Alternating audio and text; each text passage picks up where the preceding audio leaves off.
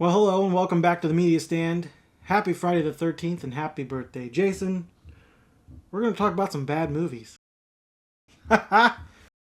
Last year we were treated to the Friday the 13th 2009 remake, and actually one good release from Arrow for a movie I'm not a fan of, and I did a whole review on that.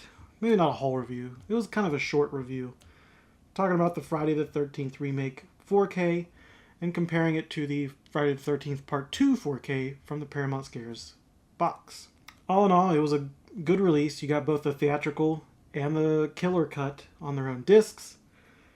You had like a couple new special features. Nothing really special. A video essay that was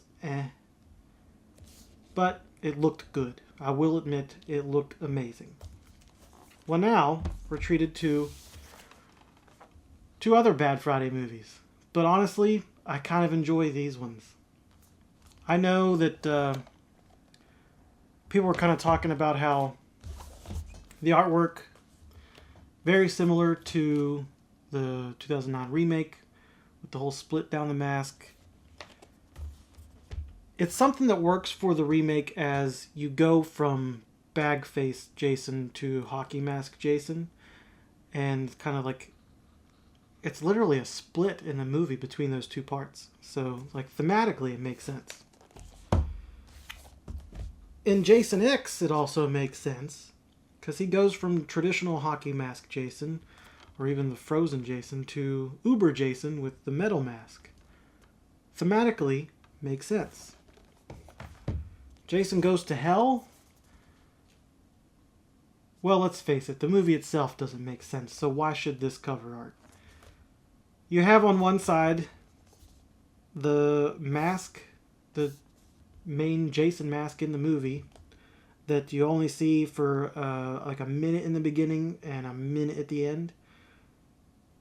And then I think this is supposed to be a take on the old like VHS cover. This here, which has like the metal mask and the weird slug creature coming out. So they have, it doesn't really look metallic, but it's more of a smooth mask with the face of the slug in the eye hole. I mean, I get what they're going for, but poor shot. Poor shot. Anyway, what is there to talk about with these things? Well, with Jason Goes to Hell, it's very similar to the 2009 remake. You get the theatrical cut and the unrated cut on their own 4K discs. No Blu-ray here because when Arrow Video made this deal with Warner, well, the Blu-ray license is still with Shout Factory. Because of this beautiful box set, you're only going to get 4K discs with Arrow. And honestly, I own these things on Blu-ray I don't know how many times. I think I'm okay with that.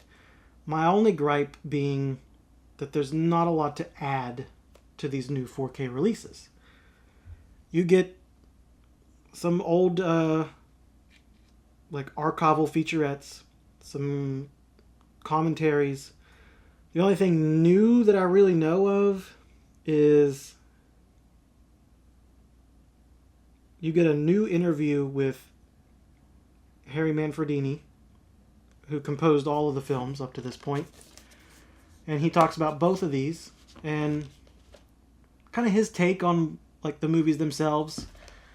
Talking about how when he went to score them, he was like, well, these movies don't make any sense. That's not what is supposed to happen. But he was like, it's different though. And you know what?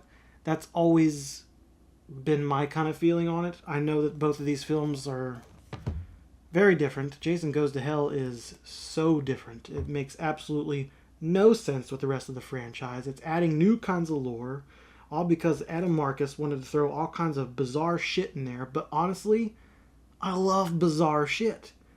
I mean, we've had 8 movies up to this point, and honestly, like 2 is my favorite, I think.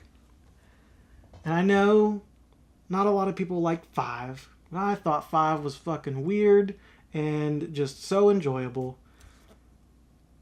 7 is another one that I really love.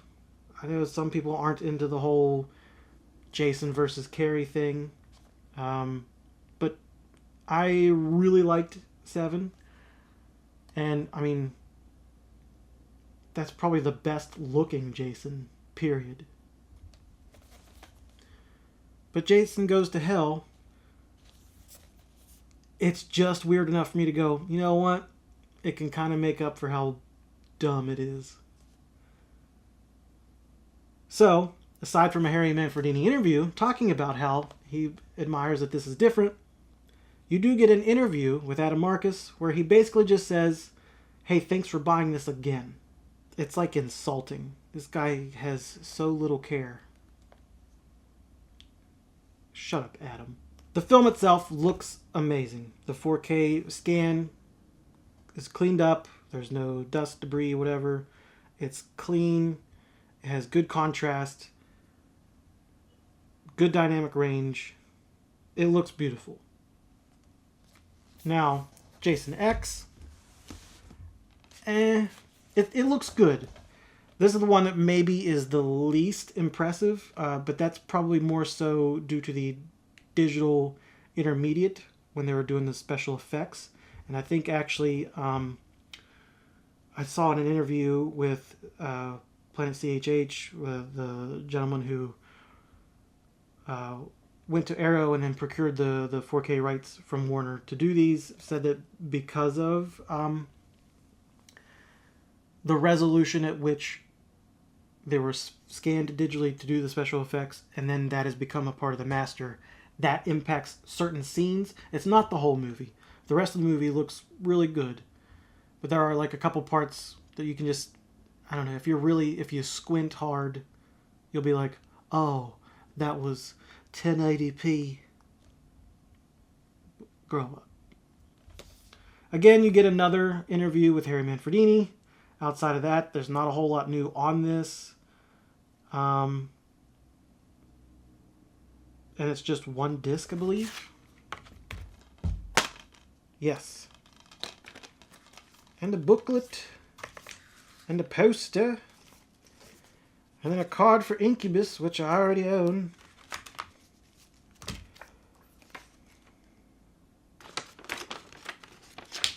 Doesn't everybody want this? Well, how about that? Honestly, OG where it's at. OG is where it's at. It does look good. There's not a whole lot to add to it. I would say one thing about these Arrow releases. Yes, you're getting that 4K upgrade. And Arrow actually does a really good HDR. So I'm usually not a fan of HDR. It's starting to grow on me. Arrow always does a good job with that. And that's why I will say that all 3 of these movies, even though I'm not a fan of 2009 Remake, they all look beautiful from Arrow. But all 3 of these lack in special features. So definitive releases, they are not. And I don't know that that's a fault on Arrow at this point. What else is there new to add to it? Which is why, in my opinion, the Shout Factory box set, I think, is the definitive collection. Because they do look amazing, even for Blu-rays.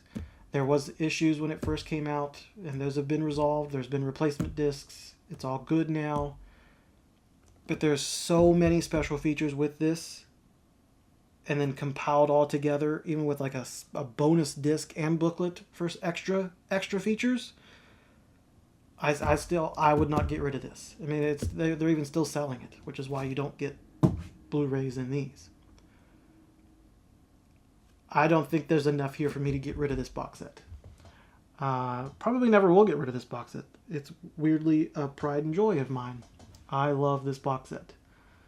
As much as I don't so much care for Shout Factory with the way they kind of do things sometimes, I think they got this one right. And it's going to last. This is going to be a heavy hitter for a while.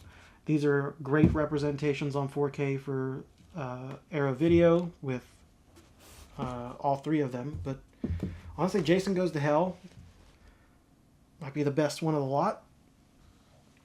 And I'm glad to have them. Still holding on to the old box set.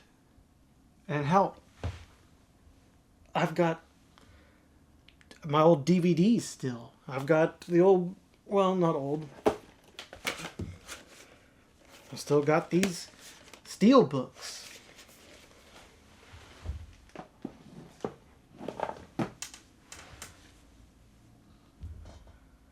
And if Paramount decides they're going to put the other 6 out, I'll grab them. I'm a Jason fan. I love Friday the 13th. I love this franchise for some weird reason. I know a lot of them are not great. I know it's not top of the line cinema here, but I dig it. And I don't care what you say, Friday 5 is great. Yeah, this can be a really short and sweet one here. Jason X and Jason Goes to Hell from Arrow Video look great. You're not getting a lot extra in it, but worth the pickup. Are they definitive editions? Not in my opinion, but still very much worth a grab. If you're fans of the movies, 100% pick them up. Even just alone for the upgrade in video quality, but also that Harry Manfredini interview on both of them. Very good. So, there you go. A quick and dirty Friday the 13th, Jason Goes to Hell and Jason X review. And happy birthday, Jason. How about leave a comment if you want to see me go through every single Friday the 13th movie. That would actually be a lot of work. And I probably wouldn't get it done very quickly. But I'll do it. If you request it, I'll do it.